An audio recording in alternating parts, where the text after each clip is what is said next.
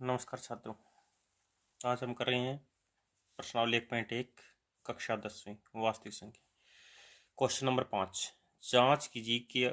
कि क्या किसी प्राकृतिक संख्या n के लिए संख्या 6n अंक 0 पर समाप्त हो सकती है। अब हमें दिया गया भी क्या 6n संख्या n के लिए और 6n 0 पर समाप्त हो सकती है, तो इसके लिए कहते हैं भी यदि कोई संख्या, क्या लिखेंगे इसको, यदि कोई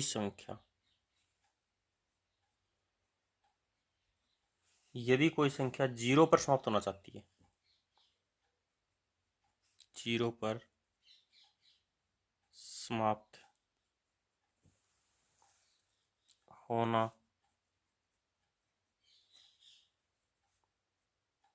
चाहती है तो उसका अभाज्य गुणन क्या चाहिए, तो उसका अभाज्य गुणनखंड क्या होना चाहिए हमारे पास में, अब हमें कम से कम गुणनखंड में यानी कम से कम एक बार 2 गुणा 5 आना चाहिए। क्या आना चाहिए कि जब उसके गुणनखंड आते हैं तो कम से कम क्या आना चाहिए, 2 गुणा 5 आना चाहिए। जैसे हमारे पास में 6 के अभाज्य गुणन क्या होता है, 2 गुणा में 3 होता है हमारे पास में, तो 6 का अभाज्य गुणनखंड करने पर क्या है, ये 2 गुणा 5 के रूप में नहीं है, तो लिखेंगे 6 का अभाज्य गुणनखंड करने पर यह 2 गुणा 5 का रूप नहीं है, इसलिए यह कभी 0 पर समाप्त नहीं हो सकती। कहीं 0 पर समाप्त नहीं हो सकती किसी प्राप्त संख्या के लिए, क्योंकि किसी प्राप्त संख्या के लिए n के लिए क्या लिख हो सकते नहीं हो सकती, तो लिख सकते हैं अब किसी भी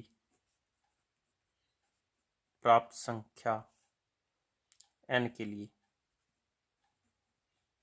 ये हमारे पास हो गया। अभी उसके लिए कम से कम क्या चाहिए हमारे पास में, एक यानी कम से कम या तो 5 आना चाहिए उसमें, या 2 या दोनों आना चाहिए हमारे पास में। यदि वो नहीं आए तो हमारे पास में क्या है, अभाज्य गुणन नहीं हो सकती। या फिर इसका दूसरा हम इस प्रकार कर सकते हैं, या कैसे लिख सकते हैं भी 6 का अभाज्य गुणन यानी 6n का अभाज्य गुणनखंड क्या हमारे पास में, 2 गुणा में 3 की पावर n हमारे पास में दिया हुआ है। और क्या लिखते हैं, जब कोई प्राकृतिक संख्या, जब कोई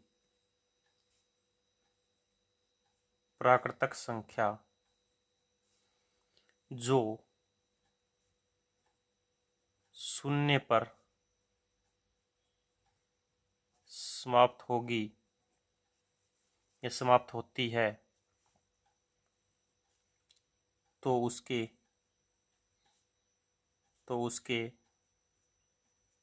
अभाज्य गुणनखंड 2 गुणा 5 की पावर n के रूप का होता है। ठीक है, तो क्या लिख देंगे, अतः इसलिए 6n 0 पर समाप्त नहीं होगी, यानी दोनों में से कोई भी कर सकते हैं, या तो हम क्या कर सकते हैं, इसका पहला भाग में इसमें कर सकते हैं या दूसरे में, यानी दोनों भाग में से जो आपको अच्छा लगे वो भाग कर सकते हो।